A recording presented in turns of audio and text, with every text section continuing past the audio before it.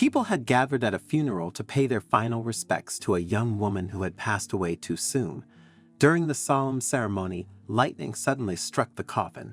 What happened next was beyond belief.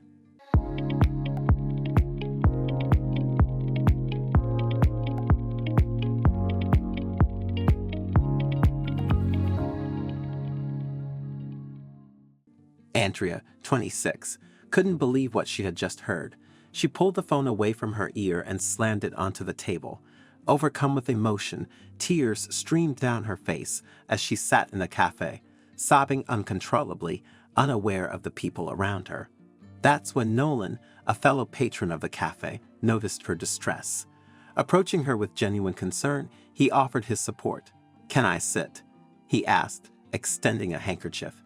Andrea, too overwhelmed to speak, accepted the napkin, which Nolan took as a sign that she didn't mind his presence.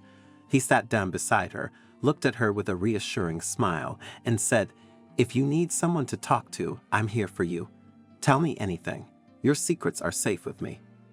Andrea was unsure of how to begin her story. Should she start by recounting the traumatic experience of her parents' divorce and their subsequent callous treatment towards her? The dissolution of their marriage wasn't the issue. Rather, it was what happened afterward that had a lasting impact on Andrea's life. Neither of them wanted her to live with them.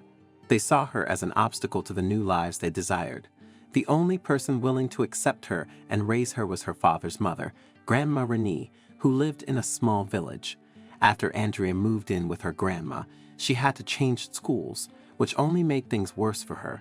The other students would often pick on her because of her clothes and hair. They weren't pretty. The only time they were friendly to her was when they needed something from her. Andrea was an exemplary student, consistently earning straight A's in her classes. Hence, her peers would only approach her when they needed a project partner or her help to study. They would treat her kindly then, inviting her to eat with them, bringing her gifts, and saying sweet things to her. But once they got what they wanted, they would go back to taunting her and making life almost unbearable for her. Whenever Andrea felt overwhelmed by her struggles, she'd go to Grandma Renee for comfort. Her grandmother would take her face in her hands and wipe away the tears, saying softly, "There's a reason for everything. You just have to keep going. Not everyone in this world will like you. You're brave, and the light within you is so bright." But was Grandma Renee right? It had been 10 years since Andrea had heard those words, yet it seemed nothing had changed. Even at 26, Andrea, who now lived in the city, still kept getting rejected, lied to, and looked down on. Andrea was brought back to reality when Nolan repeated his question, "Is everything all right?"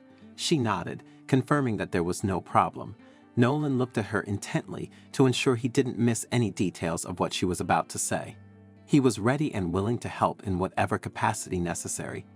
There was something about the young man that made Andrea feel safe. It wasn't his looks, but trust me, he was drop-dead gorgeous. Perhaps it was his sincere smile and calm demeanor. Opening up to him, Andrea sobbed and said, "My life is so hard. Nobody wants me. On the phone earlier, that was someone who claimed he loved me. You wouldn't believe what he did.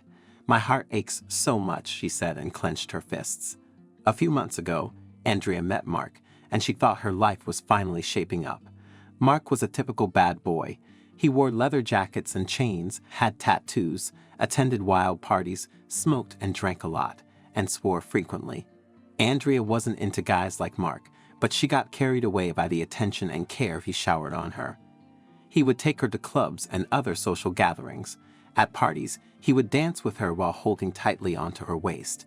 He made her feel desirable and beautiful, feelings that were foreign to her. "I want you," he would moan into her ears on many nights while they were outdoors, until she finally gave in to his fleshly desires. After the first time, it happened repeatedly, and Andrea thought that Mark truly loved her. But when she asked him about his plans for their future together, he started to put some distance between them. It continued for weeks until Andrea could no longer take it. So she went to the bar he frequented to confront him. She found him kissing another girl and was filled with rage. She shoved the other girl away from him and raised her voice at him. "For weeks, you've been ignoring me. You're even cheating on me now. Why don't you take my calls or go out with me like you used to?" she demanded. Mark sighed in annoyance, as if he was dealing with an unruly child. Have you taken a look at yourself in the mirror? You dress like a grandma and you're so clingy. Is it because you have no one else in your life? It was so easy to get down with you. It was fun. You were a good sport, but I'm now bored and tired of you. So get lost. Overcome with rage and humiliation, Andrea slapped him before storming out of the bar. She stumbled into an alleyway where she found a secluded corner to sit in and weep uncontrollably. She couldn't help but feel cursed. Maybe she would never find happiness. Maybe she was just meant to die without getting her heart's desires, Andrea thought. But soon, life would teach her an unforgettable lesson. Only a few days later, Andrea was seated in a cafe when she received the call that Mark was getting married. She struggled to accept the news because Mark was a cheat and a bad person. But here he was, about to tie the knot with someone else. She felt so bad and cried uncontrollably, and that's when Nolan came to ask what was wrong. You have to learn to accept yourself as you are, or no one will accept you. Nolan said to her after learning her story. I don't know how to do that, Andrea confessed, and Nolan offered to help her. In the months that followed, Nolan taught Andrea about confidence, self-love, and acceptance. He taught her to cherish herself and recognize her worth. He also took her shopping for new clothes and highlighted her best features, as well as getting a stylish hairdo that suited her perfectly. Andrea soon noticed that people started to smile at her and compliment her. Indeed, she learned, just like Nolan had told her, that the way you love and treat yourself is how others will treat you. Andrea was overjoyed when Nolan professed his love for her and asked to be in a relationship with her. He went to meet her grandma and asked for her blessing. Their relationship was everything that Andrea hoped for and more. Nolan was loving, attentive, and caring. They were happy together. The day he proposed, Andrea was certain that she had arrived at her happy ending. But unbeknownst to her, a tragedy was brewing, one that would leave her feeling completely hopeless. On a beautiful summer day, Nolan took Andrea for a drive out to the countryside. The wind blew through her hair as the sweet scent of nature filled the air. It was truly dreamy, and the couple had lots of fun. However, on their way back, something devastating happened. A deer suddenly darted out of the bush and across the road. In an attempt to avoid hitting it, Nolan swerved the car to the side, but unfortunately lost control, causing the car to roll over. Nolan died on the spot, while Andrea sustained some injuries. She also developed a cardiovascular problem as a result of the accident. The doctors operated on her and installed a defibrillator in her heart to manage her condition. Andrea moved back with Grandma Renee after the accident.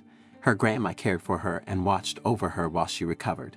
Grandma Renee's home was surrounded by nature on the edge of the forest, so the women would often go there to collect berries.